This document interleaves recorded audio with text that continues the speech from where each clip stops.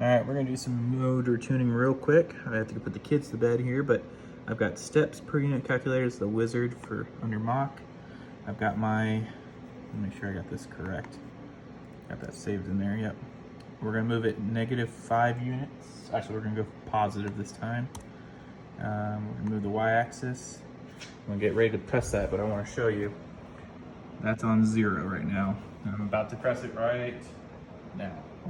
There's 1, 2, 3, 4, 5. That's ½ an inch.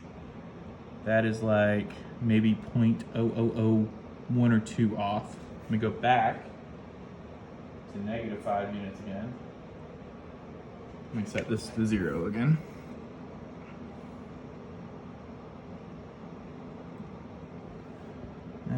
That's almost on 0. Let's go a little bit further. Yep, right on 0. Gonna press it again. Here we go. We're gonna move 2, 3, 4, 5. That's right on the money. Probably like 0.001 again. Go negative again. See how accurate it is back and forth. I'm sorry, positive again. Here we go. Move is gonna happen in 3, 2, 1. Right on the money. So at least that's my y-axis. Pretty darn cool. I mean, I still have to fix perpendicular to the table with the spindle. That still has to be done, but at least I know my motors are tuned to be exactly right on. Still have to check the up and down z-axis because it's a different manufacturer who produced the ball screw. And then I'll just go ahead and for good measure check the X and Y. But all the motors are the same, so it should be the same as long as the ball screws are within their same tolerances. So very cool, very excited. Getting this closer and closer running. Got my spindle running.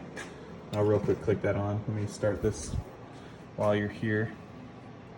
We'll go to exit that, go to this MDI code, get the spindle command, and then tell it how many RPMs. I'll just do a low RPM just for kicks and giggles. So I'll start that. And you'll see it stop here. It's a water cooled spindle, and I don't have water pumping in it yet, so.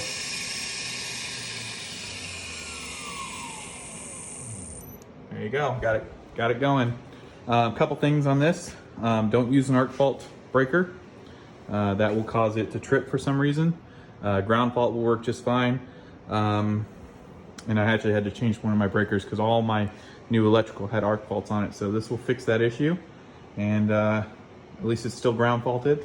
So I'm not having any ground faults. It's just, I think it's the way the motor kicks on. I've gone through a lot of the CNC forums, and they said that, you know, these VFDs are not made to run on residential breakers like that. So, in fact, one guy even told me that this, even though this is a 110 spindle, it won't get much torque. So we'll have to see. This is a play it by ear thing, but it'll be a lesson learned, you know. At least I'll be able to do some plywood, I think, with it. So that'll be good. Anyway, that's all for now.